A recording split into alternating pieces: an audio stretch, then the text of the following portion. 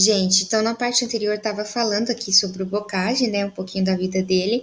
Ele foi esse cara que usava o pseudônimo de Albano Sardino.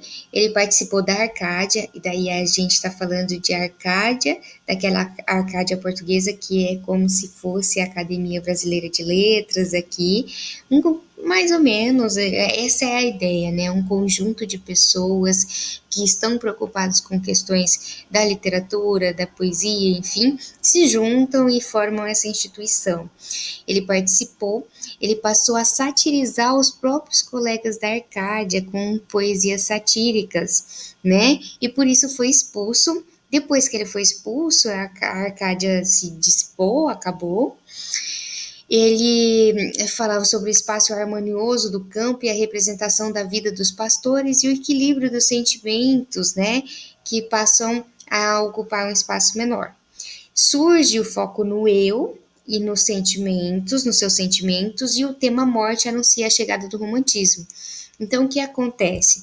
Aqui, o Boccaccio foi importante nesse momento, porque ele consegue recuperar muito bem aquela ideia da poesia pastoril lá da Grécia, da Arcádia, aquela Arcádia original, e ele começa a fazer poemas com foco no eu, na existência, no eu lírico, né?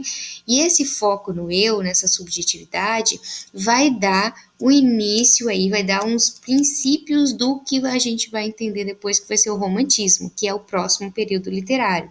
Então ele já anuncia um próximo período literário, não só com isso, mas também quando ele coloca nos seus poemas o tema da morte, que também é um tema muito explorado no romantismo.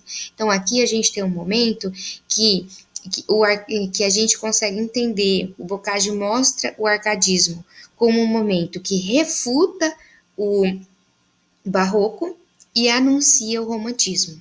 Então, o arcadismo é isso, se a gente for pensar por essas obras, um momento que refuta o barroco, anuncia o romantismo, ok? Por que anuncia? Porque a gente já começa a ver indícios de romantismo aqui. Bom, vamos ver um exemplo de poema do Boccaccio. Aqui, Desejos da esperança do objeto amado. Já o inverno, espremendo as cãs nevosas, geme de horrendas nuvens carregado. Luz, o ar e o fuzil e o mar inchado, investe ao polo em serras escumosas. Ó benignas manhãs, tardes saudosas, em que folga o pastor medrando o gado, em que brincam no ervoso fértil prado ninfas e amores, zéfiros e rosas. Então, olha só, aqui bem aquela ideia lá da Árcade da Grécia, em que tinha um pouco, lembra que eu falei que se tornou um lugar meio que mitológico, a morada dos deuses? Exatamente aqui, ele vai fazer essa menção aos deuses, às ninfas, os zéfiros, né?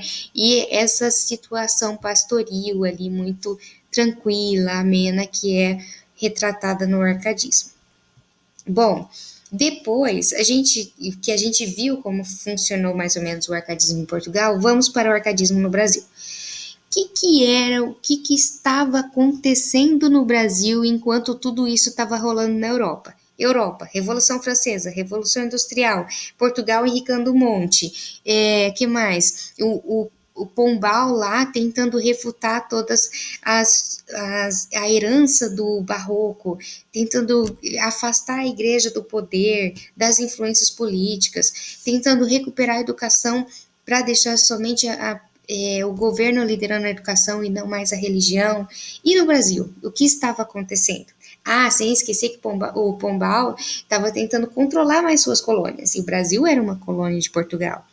No Brasil, então, o que estava acontecendo? O que estava acontecendo? Vamos dar uma olhada aqui. No Brasil, a gente estava ali por volta de 1688 tendo o Tratado de... desculpa, no Brasil não. Isso são coisas que influenciaram o que estava acontecendo no Brasil, né? Em 1668, a gente teve o Tratado de Lisboa, que marcou a independência de Portugal da Espanha.